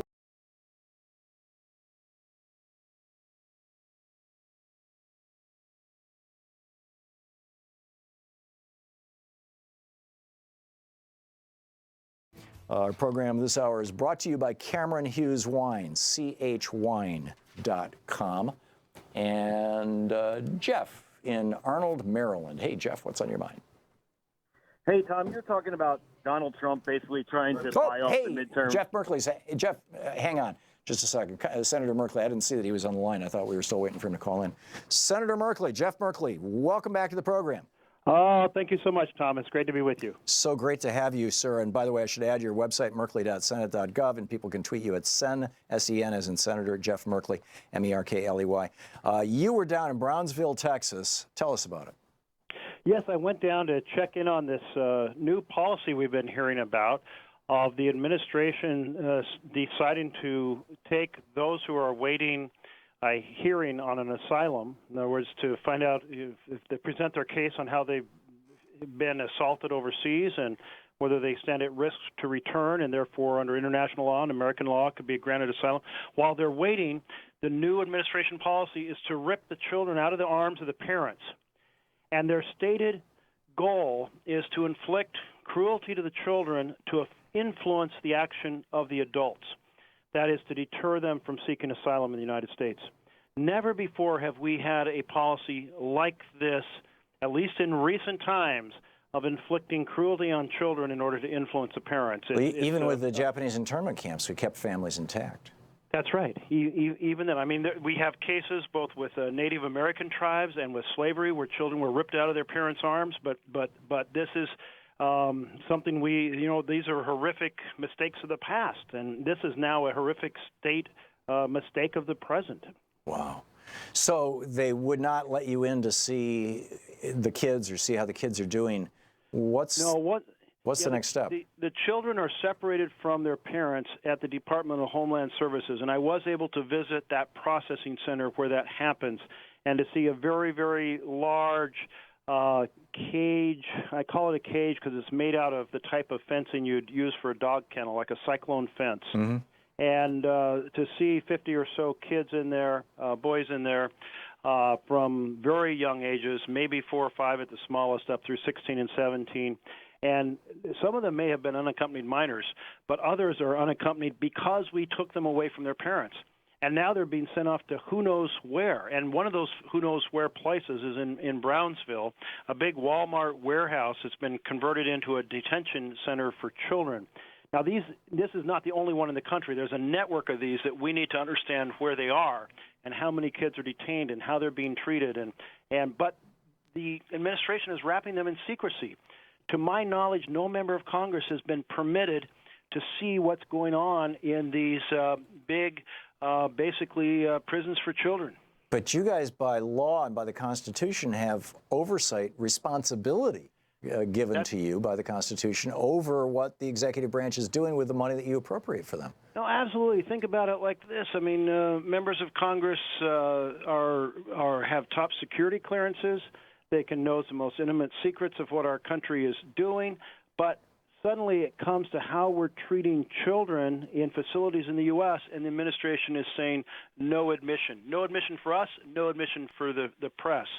Now, I certainly understand that you don't want cameras inside without permission of kids to take pictures and maybe using names inappropriately or so forth. But at least the press should be able to go inside, see what's going on, ask questions about how these policies work. Do they have the counselors they need to address the fact that many of these kids have gone through enormous trauma overseas or en route to America? Do they have the psychiatric assistance that they need because they've been ripped away from their families? Why have they been ripped from their families? We've never done this before. Why not leave them united with their families until they have their hearing that determines whether or not they get asylum? If they don't get asylum, they return to their home country. If they do get asylum, they're here, but don't inflict additional harm on the children to influence the parents. Yeah, you point out that the last time that we were ripping children away from their parents was during the era of slavery, which came to an end at the end of the Civil War. And it was basically a race-based policy. I mean, the assumption being, or not the assumption, the assertion being made by conservatives in the South that these aren't really people, after all. They're less than fully human. I mean, that was the operating assumption of slavery. It seems to me that Trump, with all his racially tinged rhetoric about Mexican rapists and animals coming from south of the border, is almost bringing that back. I'm not sure if you would even want to comment on that, but that's what strikes me, is that this is like the apotheosis. This is the peak of some sort of bizarre racial use of race for political purposes in a really, really destruction fashion that this administration is doing. Thoughts? Every time around the world where you see people mistreated, it's preceded by a process of dehumanizing them. Right. What we have seen with the Rohingya in Burma this last year, in which 300-plus villages burned to the ground, massive rape, gunfire from helicopters, driving 700,000 people across the border into Bangladesh, that was preceded by dehumanizing the Rohingya for decades and treating them, not recognizing them as a legitimate subpopulation or minority within Burma. What we see with the president is he decided late last year to make immigration a campaign issue and start dehumanizing immigrants. He gave it at his State of the Union. He made the symbol of immigrants MS-13. He proceeded to call immigrants animals. He has, in every possible way, said everyone coming to the U.S. is a criminal. So they're criminals, they're animals, they're MS-13 gang members. This is to prepare the way and justification for abusing these children to influence their parents. 1,000% unacceptable. This is not acceptable in any religious tradition. It's moral bankruptcy, and we've got to put a spotlight on it. Yeah, we have just 1 minute left. What can people who are watching or listening to this program right now do? This is such an important moment to weigh in with your members of Congress and your civic leaders to cry out about this. Now, the administration will try to mislead you. They'll say, "Well, this is everyone across the border is a criminal," or they'll try to attack people who are shining the spotlight. They're running a smear campaign against me, saying Jeff Merkley wants open borders and is responsible for rapists and murderers entering the U.S. Don't be distracted. This is about children, for families who are seeking asylum under a legitimate national law and international treaties, getting their day to determine if they were persecuted at home and are in danger and risk of return. And there's no reason to separate these children from their parents to add to the trauma they've already experienced. So people can call 202-225-3121 to get to the congressional switchboard and then ask for their senators or their members or their member of the House of Representatives, right? Exactly. Yeah, okay. 202-225-3121 is the telephone number. If you don't know who represents you, just give them your zip code. They'll tell you who your representative is. Give them your state. They'll tell you who your two senators are. Jeff Merkley, you're doing God's work, sir. You are so good. Thank you so much for being with us. Good talking with you. We will be back. You're listening to the Thom Hartmann Program. Call 202-808-9925. We'll be back with more of the news of the day and your calls right after this.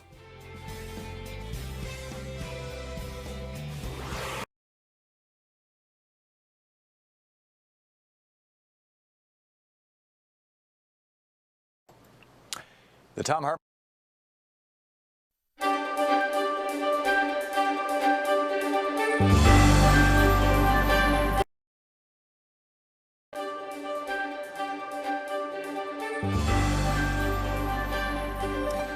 We're reading today from the American Revolution of 1800 by Dan Sisson. He wrote the book 40 years ago. Recently, I went through, Dan and I actually went through, I wrote a foreword and an afterword to it and did some substantial editing on the book. And it's something you need to read. This is from the introduction, which I wrote. It is rare when a book about our early republic is relevant 40 years after it was originally published. It is rarer still when that book provides insight into national problems we refuse to solve 2 centuries later. You are therefore holding in your hands or reading on your pad or computer one of the most important books you will ever encounter. Here is why. Unlike other histories of this era, this book is written from a revolutionary perspective, much like Jefferson's generation viewed the world. The American Revolution of 1800 was not just about an election. It was about the life and death struggle for power between democratic-republican principles and oligarchic plutocratic values based on corruption. In short, this book, by implication, is about the identical crisis America faces today. The author's unique analysis is based on the idea of faction controlling party and how both undermine constitutional government. In an age where modern parties and the factions that control them have paralyzed our government, this book validates the politics of the founders. In still another contribution, the book demonstrates how preserving revolutionary ideas within our culture depends on understanding the classical tradition. The ability to recognize a demagogue is rooted deeply in the role Caesar played in destroying the Republic of ancient Rome. That fear of a Caesar inspired Jefferson and others to organize citizens against the Federalists, thereby completely contradicting the political rules of their time. This book, above all, presents a profoundly positive view of Jefferson and his creativity in the midst of crisis. It celebrates his gift 24 years after he wrote the Declaration of Independence and proves he never abandoned his principles or his revolutionary vision for America's future. Ironically, it's become a cliche in political and economic circles that while we love Thomas Jefferson, we live in a country largely run by Alexander Hamilton's policies and John Adams's politics. This may have been more true of the roughly 200 years before the contemporary free trade era, beginning in the 1970s under Richard Nixon and exploding in the mid-1990s when Bill Clinton signed NAFTA. Alexander Hamilton must be rolling over in his grave. Nevertheless, we have become a mercantilist nation dominated by banks and big industries as Hamilton envisioned. It is true that there were huge differences between Hamilton and Jefferson, particularly in their visions for the future of America and its economy. And those divisions tend to dominate interpretations of our political discussion when we reference the era of our first few presidents. But a much larger and more dramatic battle of worldviews played out in the late 1790s between President John Adams and Vice President Thomas Jefferson, leading directly to what is arguably the most transformational presidential election in the history of the United States, the election of 1800. In other books and places, both Dan Sisson and I have written at some length about the differences between these two men and their respective visions of America. Adams relished throwing newspapers editors in prison and demanded that when he and his wife visited a town, the local militia come out to fire their cannons in salute of him and shout, "God save President Adams." Jefferson was so horrified by Adams's Alien and Sedition Acts that he left town the day they were signed into law, and as president often wore simple homespun garments.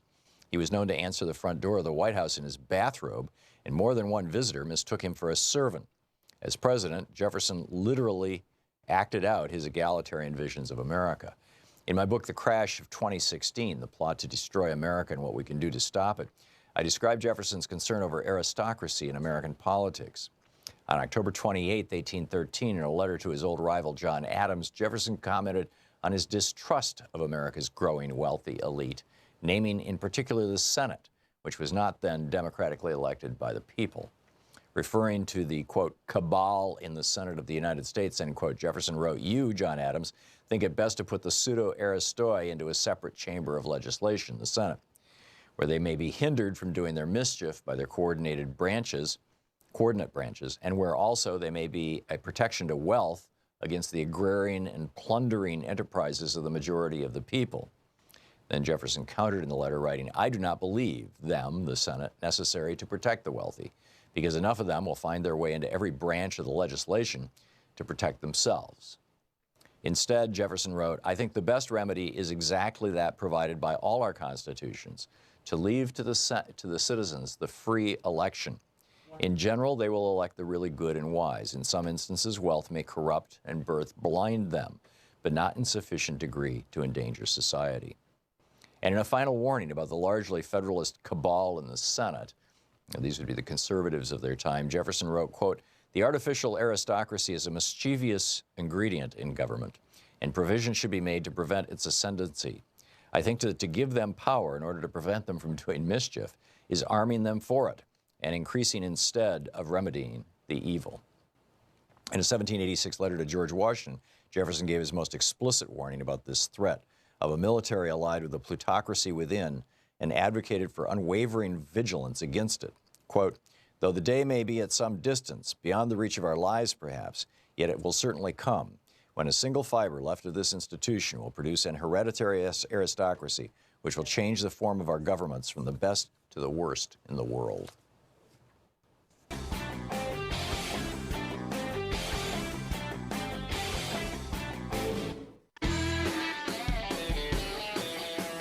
Welcome back. Thom Hartmann here with you. What a day. Wow. A lot going on. By the way, Senator Jeff Merkley, really one of the good guys. He is turning out to be, and yeah, he's from Oregon, and I knew him before. I don't know him well, but, you know, I'd met him and spoken with him when he was running for Senate, and he'd been in the studio. I was here living in Oregon at the time that he became a senator. And at first, I thought that, you know, he's just kind of an average guy, just a nice guy. He'd make probably a pretty good senator, but, you know, he doesn't come across as a fire-breathing, you know, populist type. But the guy is relentless. He is so effective. He is so good at what he does, and he is such a good, solid progressive. Jeff Merkley is just, it constantly amazes me. And you know, what he lacks in fire breathing, or for lack of a better phrase, you know, soaring oratorical skills, although he's a damn good orator, he more than makes up for in the incredible work he does. You know, send Jeff Merkley his Twitter handle if you want to thank him for the work that he's doing. SEN Jeff Merkley, Merkley. He's just, and it's a really important issue to be calling your members of Congress at 202-225-3121 and telling them, you know, it is not an American value to rip children from their parents. By the way, on Twitter, let me just get over there so I can acknowledge correctly. Here it is. This is Daniel H. tweeted to me 9 minutes ago. He says, I need to correct you. The last time children were ripped from their parents in the United States was not slavery. It was the native boarding schools. My grandpa, who is turning 76, was taken off the res at the age of 5. He has a twin brother he has not seen since then. Amazing. We are, and again, that was racism. That was the dehumanization. The argument being made was that, you know, this is an inferior group of people based on their race. And that's the implicit argument that Trump and his administration are making. And it's a naked shout out to hysterical white racists. And, you know, in large parts of this country, there are enough hysterical white racists that they can continue to hold political power. It's an amazing thing. It's a tragedy, really. Jeff in Arnold, Maryland. Hey, Jeff, what's on your mind? Hey, Tom, you were talking last hour about Trump was basically using the tax cuts. You said he was basically using the $1.5 trillion to be able to buy off the midterms. Yeah, to juice the economy so that he'd make it through the midterms. Yeah. Yeah, but here's what I don't understand about that. That $1.5 trillion that you're talking about that's not coming in, that's based off of 10 years.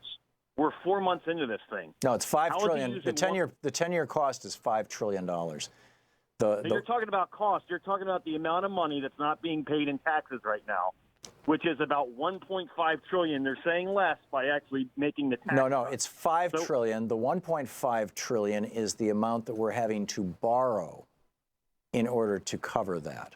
It's a $5 trillion tax cut over a 10-year period. They say they're expecting $174 billion less. That's they actually did that over 11 years. That's basically the number that was. So you're telling me that Donald Trump, with the tax cuts, they cut it by $5 trillion? Over a 10-year period, yeah. Okay, so I don't think that's true anyway. But anyway, how is that $5 trillion? How do you get a trillion and a half this year? By adding to the national debt. No. You said that he took $1.5 trillion and he gave it to all the billionaires. Oh, yeah, the giant tax cuts. I mean, you know, you've got these guys, you've got a lot of these billionaires who are running pass-through companies, particularly in finance and in the oil business and whatnot, or privately held companies like Koch Industries. These guys, they just saw their income to their top corporate tax rate go from 35 down to 21%, and even their personal tax rate, because they can now do pass-through income, they're pulling down to 21%. The stuff that they're not taking as capital gains by inflating their stock prices. So yeah, there's multiple, literally billions of dollars, multiple hundreds of billions of dollars, perhaps well over $1 trillion that's being juiced into the economy this year. Most of it's not actually going to stimulate the economy. It's stimulating the stock market because of the, you know, and it's not just, by the way, the billionaires, it's these giant corporations. Apple's buying back, what, $70 billion worth of stock, something like that? I mean, these companies are buying back, well, actually, I don't know the amount for Apple's. I shouldn't throw a number off I'm not sure of. But you know, they were sitting on $100 billion overseas, and the largest share of that is going to stock buybacks. That generates wealth or value for nobody anywhere. All it does is increase the price of the stock. It doesn't even increase the value of the company. It just increases the price of the stock. And most stock that is held in private hands in the United States falls into one of two very simple categories outside of institutional investors. It's either very wealthy people who own, you know, roughly 80% of the individually held stocks in this country, or the remaining 20% is held by people who have it in 401ks, which means they can't spend that money until they retire. It's younger people. And so throwing the money into that category does not trickle down into the economy in a way that actually stimulates it. If you want to stimulate the economy, what you've got to do is put money in people's pockets. It's why, to get us out of the Great Depression, the Bush Great Depression, what Obama did, along with, you know, actually I'm not sure there was any Republican support for that, but, you know, was hey, here's a couple $100. I mean, this is what George W. Bush did right after 9/11, $300 for every American. And what does that do? It stimulates the economy because it's money going right to the bottom. Your best stimulus is giving money to people who earn less than $50,000 a year because they will spend all of it instantly. All right, so we just went from $1.5 trillion now to $200 billion. No. Basically, here's my question for you, Tom. I can't hear you, Jeff. Theory then that he's trying to basically buy off the midterms. So in 2010, when Obama extended the Bush tax cuts, I guess we can say that he was basically buying off his election in 2012 because he didn't raise the rates on the rich or the millionaires and billionaires like you talk about. So I guess basically what he did, he decided to buy off the 2012 election with tax cuts. And what did that do? Oh, it stimulated the economy. So Obama, I guess, in your theory, thought that tax cuts would have stimulated the economy to get him reelected. Just one other quick thing. Well, hang on just a second, Jeff. Stop. You're right. And what you're missing, though, and maybe you're just unaware of it, is that the Obama tax cuts were literally, fact check this, you will find it's true, literally the largest middle class and working class tax cut in the history of the United States. So that money went right into the pockets of working people, the vast majority of it. Yes, there were tax cuts for people up above, but this was literally the largest middle-class tax cut in history was the one that Obama did. And it stimulated the economy and it got us out of the Great Depression. And you could say, he was doing that to win the midterms. I won't disagree with you. What Trump is doing now is a tax cut that has a small amount of stimulus for those people at the bottom and an enormous amount of money going to the top, which is only marginally stimulating the economy, although it is juicing the stock market. All right, Tom, I just got one other question for you. You're raging against the billionaires all the time. They're what's killing the economy. They're getting all these tax cuts. I noticed you promote the show with a lot of YouTube, a lot of Facebook, a lot of Twitter. Okay, Jeff, I'm not going to get into what I do with my show. Tyler in Lafayette, Louisiana, or the billionaires who own YouTube. Tyler in Lafayette, Louisiana. Hey, Tyler, what's on your mind? Yes, sir. Just one. How you doing, Tom? Just Good. One quick thing on Manafort. I feel that it's really interesting that the one guy, you got Michael Flynn and you got Papadopoulos and you got even Rick Gates cooperating with who is with Manafort's the business partner, for people who don't know. Yeah. Right, and then you got Manafort, who this guy came out of nowhere. Where he wants to run Donald Trump's campaign. He was doing it pro bono for a while too. Well, hang on, Tyler, for just a second. He didn't come out of nowhere. Paul Manafort owned the PR firm that worked on behalf of George Herbert Walker Bush and employed a guy named Lee Atwater that developed the Willie Horton ads. Paul Manafort counted votes on behalf of Jerry Ford. He had been a Nixon fan. He helped the Republicans make Jerry Ford president. Paul Manafort was heavily involved in the Reagan administration. He has been around Republican politics for a long time. After the Reagan administration, he decided to go off to Ukraine and whatnot, and Russia and make his fortune in those countries. But he started out as a really serious player in the Republican Party, cranking racism. That was his thing. Him and Lee Atwater were the ones who essentially devised and executed the Southern strategy as it was reinvented by Reagan and Bush. Back to you, Tyler. Right, and they had him for a while, and he's the guy that's holding out and witness tampering now. Right. But that's not what I call for. I call to say, Tom, every chance that I get, I try to tell my friends and family to tune into the show, just because the Noam Chomsky's book, Manufacturing Consent, it rings true to what I'm seeing now, because they don't have a stark opposition to, they always ask, they pose the question, can he pardon himself? Is he going to fire Mueller? And they pose it as a question, and all you hear is, you were talking how the economy is held up by these string of things, and the facade that they perpetrate is, look, the stock market, look.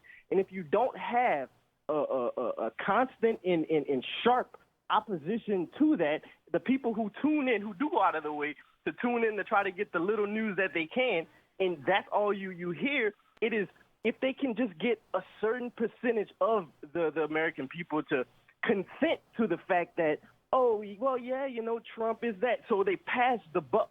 The people who want this to happen, they pass the buck on to the people who try to, I guess, inform themselves as best that they can, but even they are getting flawed information or not full information. You know what I mean? I absolutely do, Tyler, and it is a major failure of our media, of our press, And in my opinion, to a large extent, that's the direct consequence of massive media consolidation and the end of the fairness doctrine that required that companies, broadcasters, broadcast program in the public interest, which they no longer do. So everything is being driven by clicks. This is why the head of CBS said Trump was great for business. You're listening to Thom Hartmann. Visit thomhartmann.com for audio and video archive. Tyler, thanks very much for the call. It's great to hear from you. We'll be back. It's 46 minutes past the hour.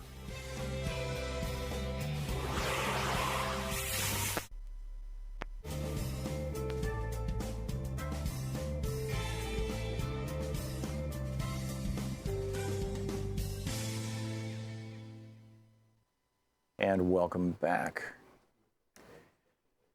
The bond guys, you know, I was talking earlier about the whole situation with the economy, and I want to go back to this for just a moment because I think it's pretty important stuff. Number one, and that we need to be thinking about planning for what are we going to do, how are we going to do it, those kind of things, whether it's investment decisions or just life decisions or whatever, and certainly politics. And this from Chuck's Daily Pfennig newsletter over at Aiden Forecast. He starts out, what are the bond guys telling us? And, because the bond markets can sometimes be sort of, indicators, leading indicators and whatnot of what's going on. He says, I was just sitting there thinking about stuff last night when I thought to myself, what is the Fed going to do when the recession starts? Did you know that during the last 10 recessions, the average Fed fund rate was over 9%? Now, there's some that were below 9%. This is an average rate. And obviously, during the recessions in the 70s, it was way above 9%, but still 9%. He said our Fed fund rate today is less than 2% at 1.75%. So when each of the recessions started, in the past, the Fed had a quiver full of arrows and rate cuts to help bring the economy out of the recession. What will the Fed do when they reach for an arrow this time and find none? Uh-oh. And then he says, full disclosure here, I wrote that in last week's Dow Theory letters. And then he gets into currencies and things.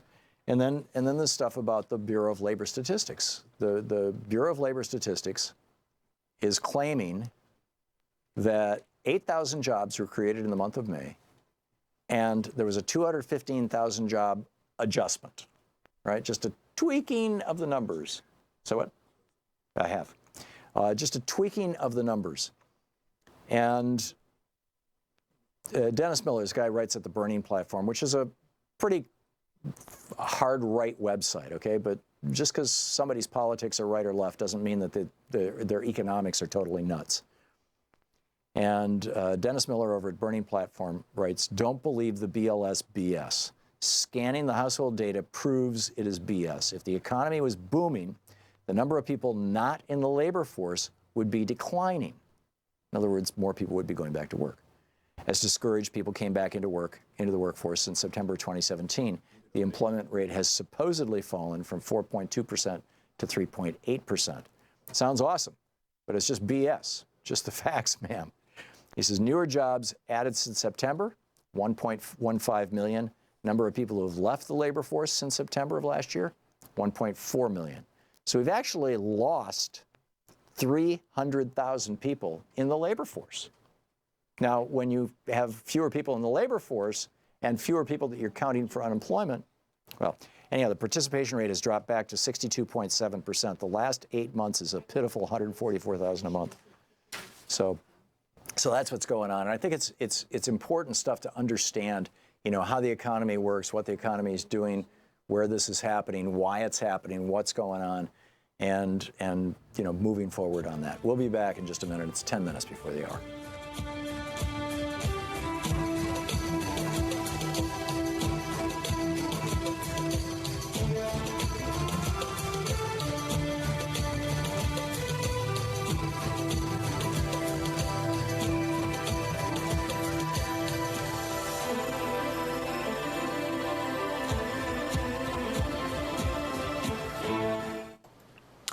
The Thom Hartmann Program is brought to you in part by X Chair, the X Chair office chair.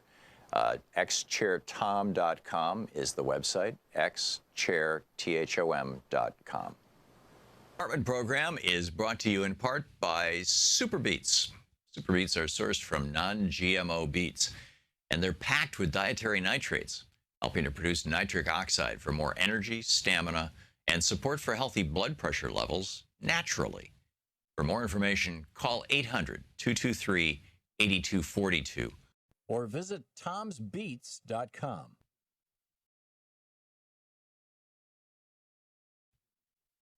The Thom Hartmann Program is brought to you in part by the Aiden Forecast, an investment newsletter with weekly updates of leading market indicators and a monthly deep dive into what the details of the economy and the markets mean for investors and retirees.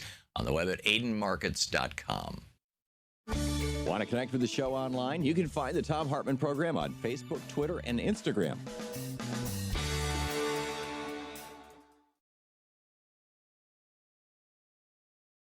Call 800.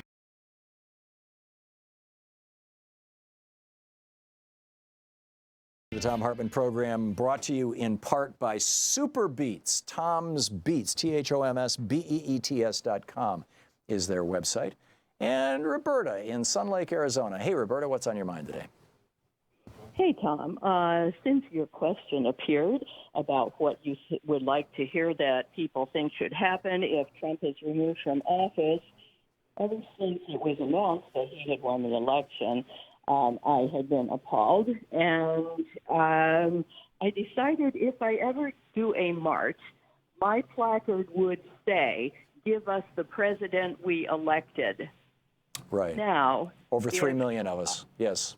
Yeah, absolutely. Plus, maybe that 75,000 that you've been talking about today. Yeah, in Detroit. On various parts of your program, yes.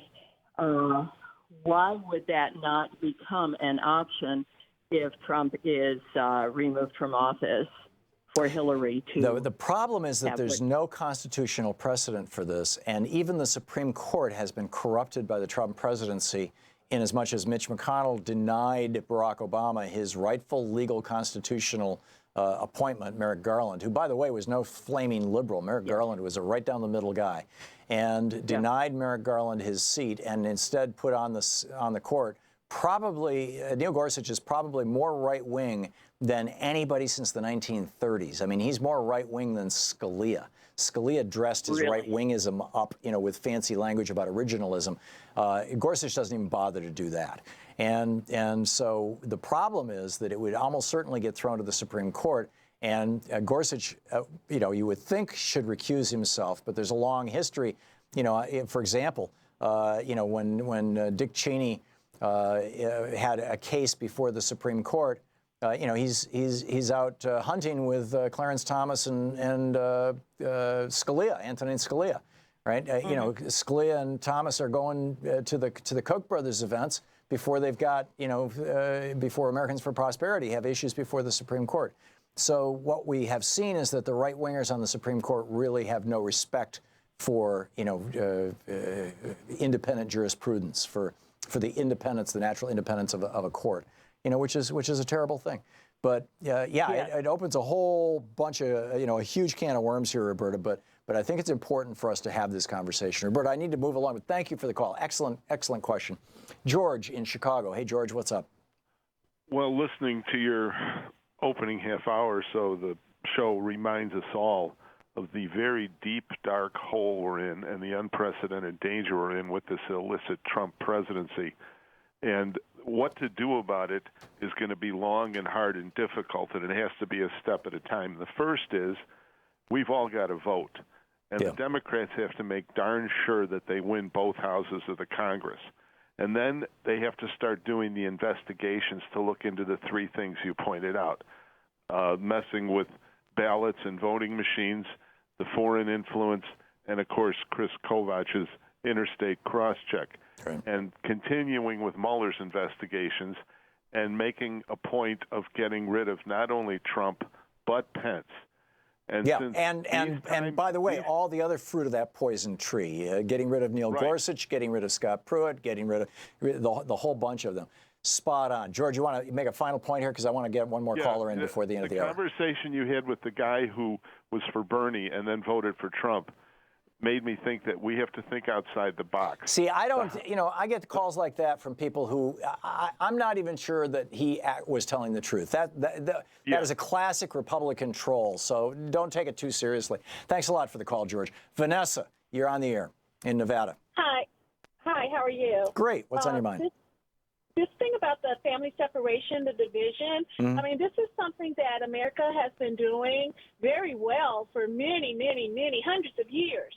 And when you separate kids from the parents, you're going to change them both forever. Yes. You're going to change the parents because they're going to be guilty that they couldn't protect their children. And then the children are going to look at their parents with distrust, and they won't feel safe because why didn't you protect me? Right. They are America literally did it traumatized for the rest of their life. for the rest of their life. And I'm African American, and I can attest to that because black people are still suffering in this country from the time of enslavement. Yes. It was done by the black woman. They were raped. White men raped them in front of the black man, their husband, their mate, any black man. And the black woman is looking at the black man, why can't you protect me? The black man now doesn't feel like a man because why couldn't he protect his black woman from this white man from raping and abusing her?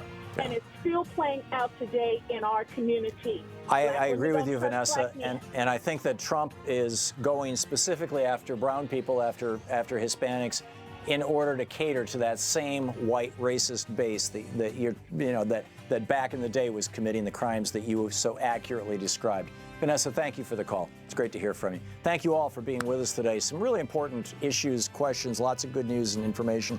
Hope it was of value to you. We'll be back tomorrow. And in the meantime, don't forget democracy is not a spectator sport. It requires you. Get out there, get active, tag, you're it. We'll see you tomorrow.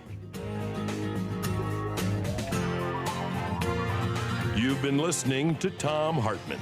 For audio and video archives, visit thomhartmann.com.